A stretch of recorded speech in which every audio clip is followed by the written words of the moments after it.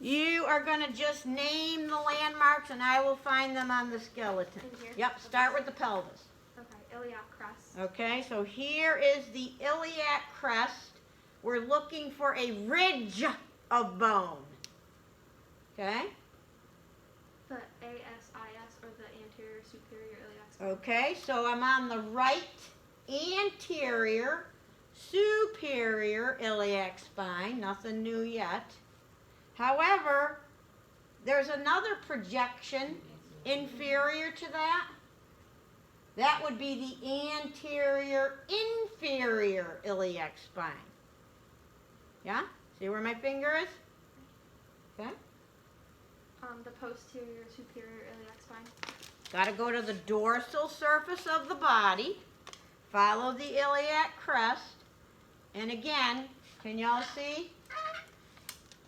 I'm on the right and left posterior superior iliac spine. But then I can go down. Now I'm on the posterior inferior. That implies you know the difference between superior and inferior iliac spine. Okay? Good? All right.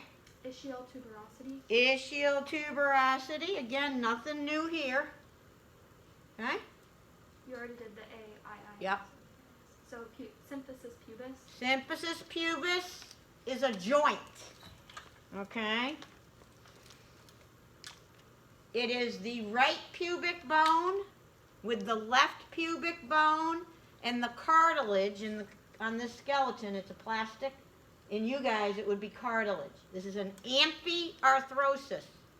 Bone to bone directly by cartilage. Okay? Sciatic notch. Okay, the sciatic notch. A notch, you're looking for some type of groove. Okay?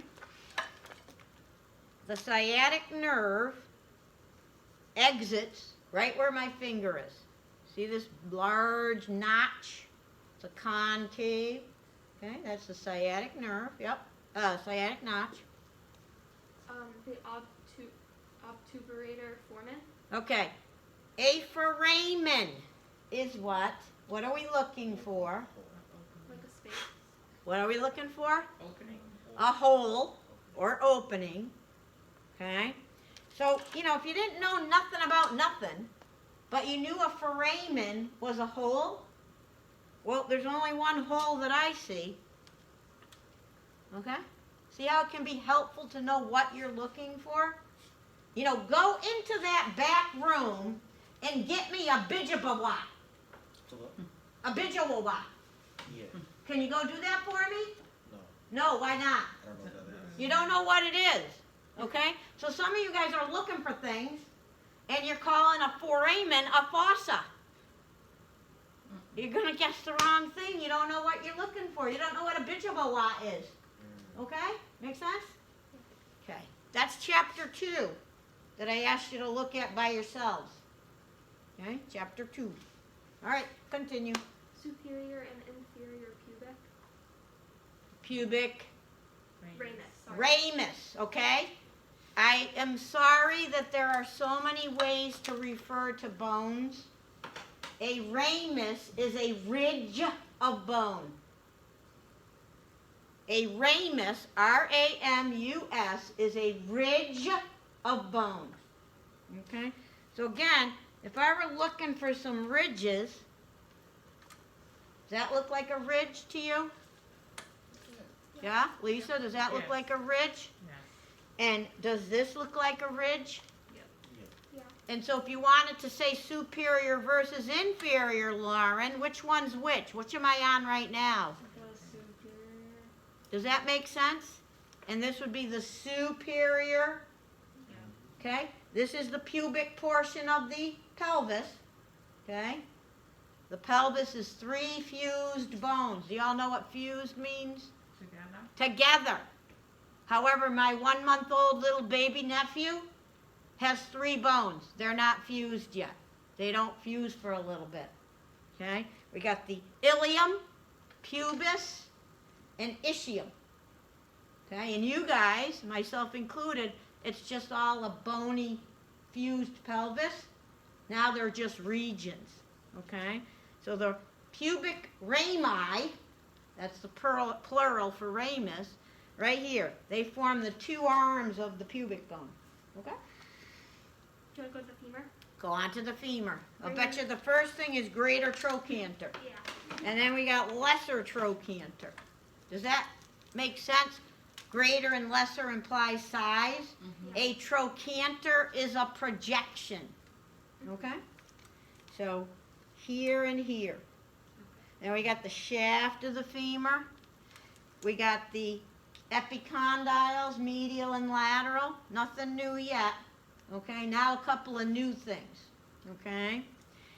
From greater trochanter to lesser trochanter, have you ever used the word inter? I-N-T-R, what does it mean? Between.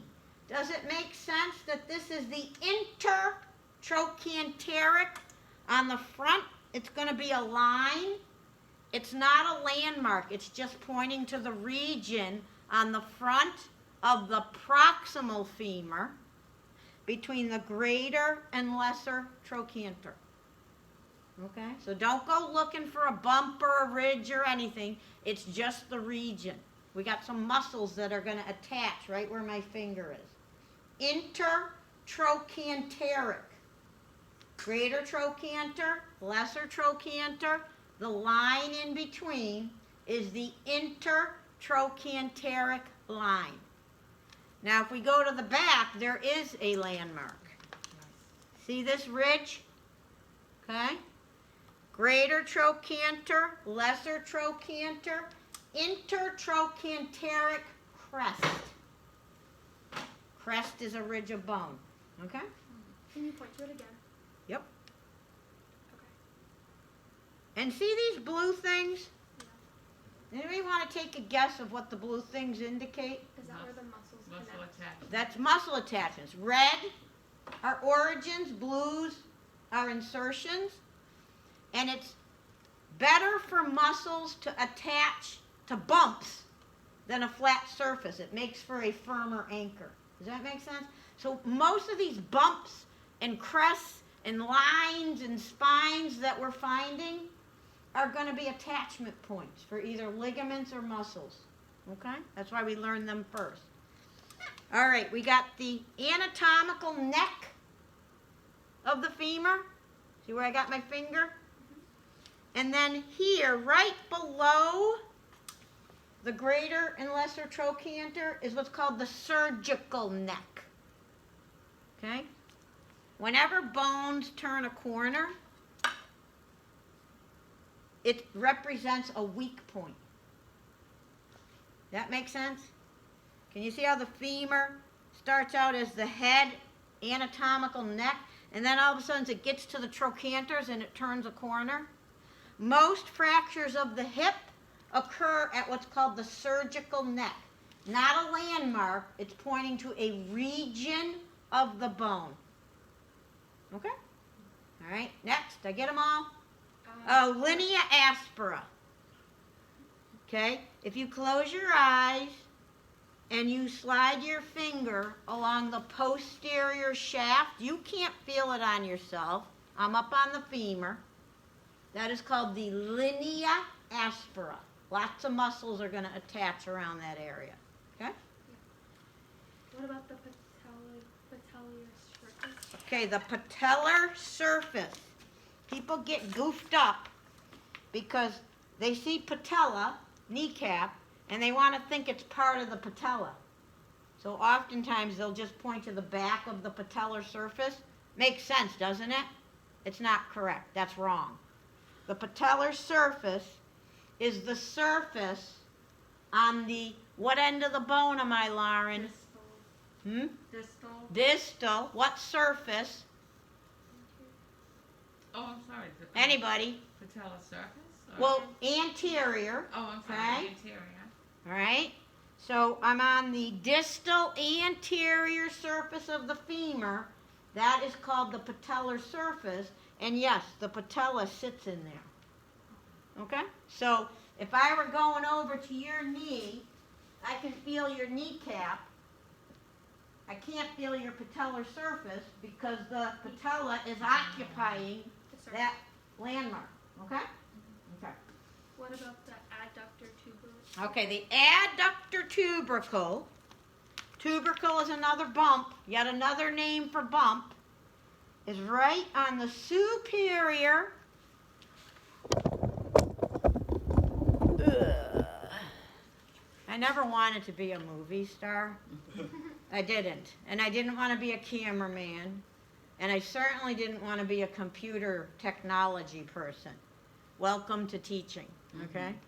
It is on the superior aspect of the medial femoral condyle. Okay? Wait, I can't really see where you're. Look where my finger is, honey. Okay, I can. Okay? All you need to know is superior aspect of the medial femoral condyle. And it's not going to be very big. Okay? But if you can do what I'm doing, you're pointing to it. It's the superior aspect of the medial femoral condyle. Okie doke? Okay? All right. Next. The tibia. We'll go down to the tibia. Let's go on to the tibia real quick. The tuberosity. We good with the tibial tuberosity? It's like plucking your eyebrows. Yep. The medial and lateral tibial condyle. Okay. So this is a new one. If I put my finger on the tibial tuberosity and then I slide to the medial side, or I go back and slide to the lateral, now I got my fingers. A condyle is big. Remember the condyles of the femur? So can y'all see? I got my fingers around the entire condyle. If I point here, I'm just pointing to one aspect of the condyle. I want you to think 3D. Okay? We good? 3D? 3D? 3D. Good. The crest. Crest is the anterior edge of the femur, tibia. And then down here would be the, what end am I here, Lauren? Distal end. Distal end of the tibia, medial malleolus. I could go over to here to the distal end of the fibula, lateral malleolus. I could slide up to the proximal end, which is the head. That makes sense, doesn't it? Okay? The medial and lateral tibial plateau. Okay. The very top surface, you cannot palpate these on each other. Plateaus implies like a flat surface. So the top of the medial tibial condyle is the medial plateau, and the top or superior aspect of the lateral tibial condyle is the lateral tibial plateau. The intercondylar eminence. Okay, eminence implies a projection. Intercondylar, that means between, would be right where my finger is. So between the condyles. Between the plateaus that sit on top of the condyle. Okay? Again, not going to really be able to palpate these. Okay? Okay? Do you want to do the fibula? I think I already did. Okay. Head, shaft, lateral malleolus. Yep. Okay, lumbar vertebrae. Okay. So if I find the iliac crest, okay, and I slide my hands posterior and a little bit inferior, okay, I'm going to be on the PSISs. And if I go in between, I'm at S2. Sacrum 2. Okay? If I come back to the iliac crest, the tops of the iliac crest, and I follow my fingers directly over, I'm on the spinous process of L4. So an easy landmark to find a harder one. Does that make sense? Yeah. Iliac crest line up with the L4 lumbar spinous process. Y'all see? Yeah? You're putting two different bones. Say again? Putting two different bones. Right here. No, I'm not. Yeah. Okay? Yeah. Right? Can you point to the S2 again? Yep. So the PSIS lines up, if you go to the PSIS, two. Okay. Okay? Yes. The sacrum has spinous processes too. Gotcha. They're just not as distinct because it's a fused bone. Okay? So, this is, I don't know if this is a dumb question. Can you show us S1? Is there an S? Yep. No? So S1 here, S2 here. Okay. But on a person, it's not going to be as easy. You have to follow the crest. You have to follow the PSAS, yes, crest to PSAS to spinous process. Which, let's do that right now, okay? So who wants to be my partner? I need somebody. Lisa, you have shorts on? I need shorts. Oh, no. Okay? You guys need to wear shorts to lab, even if they're under your sweatpants, especially for next week and the week after, because we're doing knee and ankle. Okay? Okay. Anybody have shorts on? I might have shorts in my car. No, that's okay. I could take off. No shorts? I got shorts. All right, bud.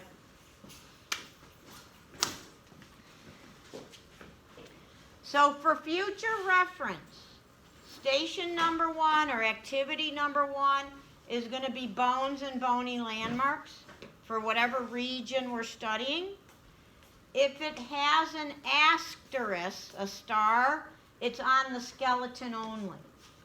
So if you look at the list, many more have stars than don't, okay? So I'm going to actually have you lay down on the table. Yes. Okay. And let's quickly go through our informed consent. I'm going to have you go on your back, please. All right.